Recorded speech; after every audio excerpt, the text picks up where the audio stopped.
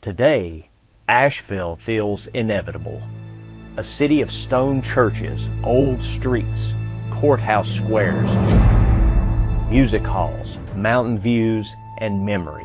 But cities are not born inevitable. They begin as clearings, as crossroads, as the ambition of a few men standing in a wilderness and imagining what it might be. Before Asheville was Asheville, it was Morristown, a frontier county seat in a newly formed Buncombe County.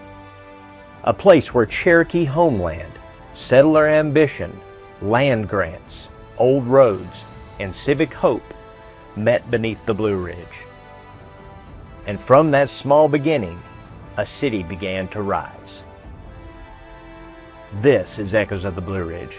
I'm author and realtor Ryan Phillips.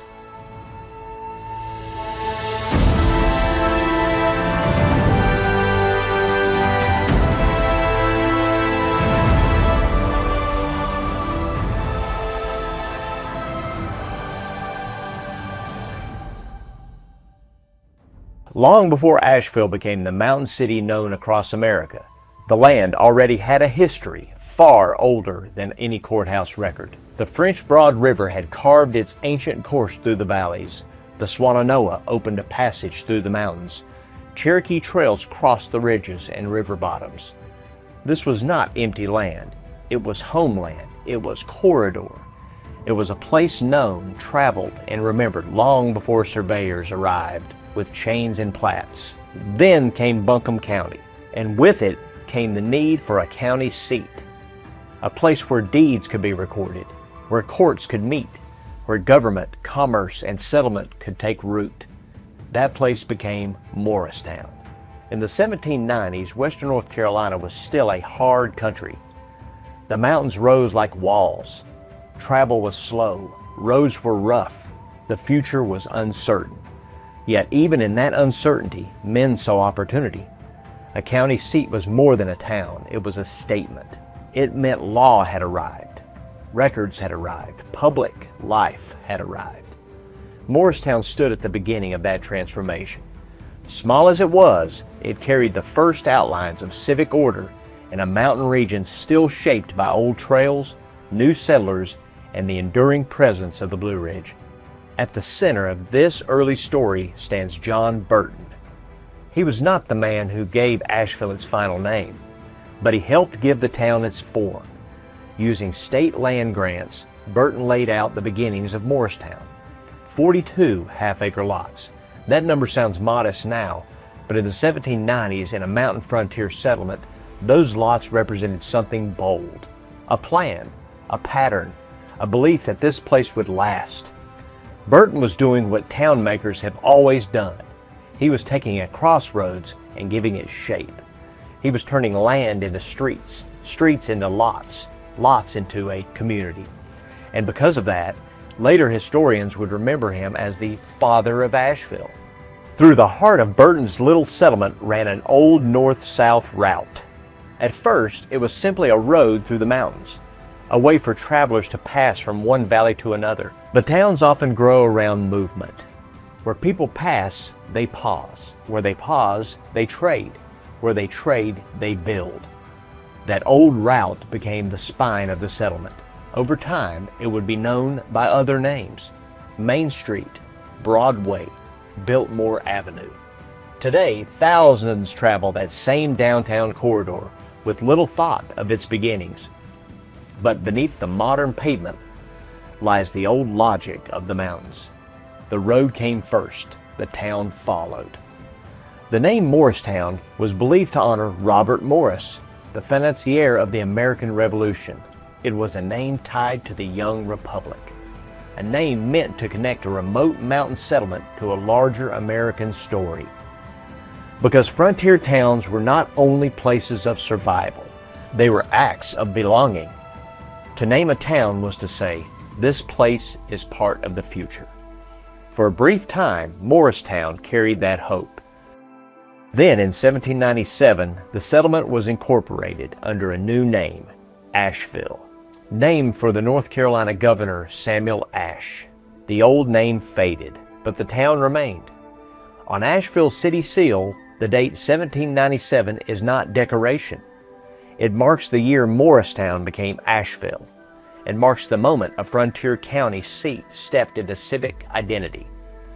Another date appears there too, 1883, the year Asheville was later incorporated as a city. Between those two dates lies nearly a century of modern history. Roads improved, courts met, families arrived, businesses opened, the railroad came, the city grew. But 1797 is the root. It is the year the name Asheville entered the record, and from that date forward, the little settlement beneath the mountains carried a new identity.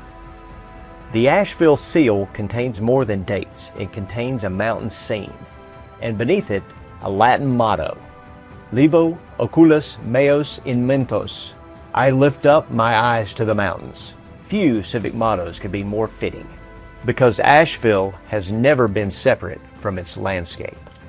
The mountains shaped its roads. They shaped its economy. They shaped its imagination. They gave the city its beauty, its isolation, its difficulty, and its power. To understand Asheville, you cannot look only at buildings. You must look at the ridges around it. The mountains were always there, before Morristown, before Asheville, before Buncombe County. They were the first witnesses. From Cherokee homeland to frontier settlement, from Morristown to Asheville, from county seat to mountain city. The story is not simple. It is a story of beauty and ambition, but also of displacement, of old paths becoming settler roads, of land changing hands, of civic renovation built on a landscape already rich with memory. That is the deeper truth of Asheville's beginning. The city did not rise from nothing. It rose from layers. Cherokee trails, state grants, frontier lots, courthouse businesses, mountain roads, home, human hope, and beneath it all, the Blue Ridge. John Burton could not have imagined the Asheville we know today. He could not have seen the railroad bringing visitors into the mountains.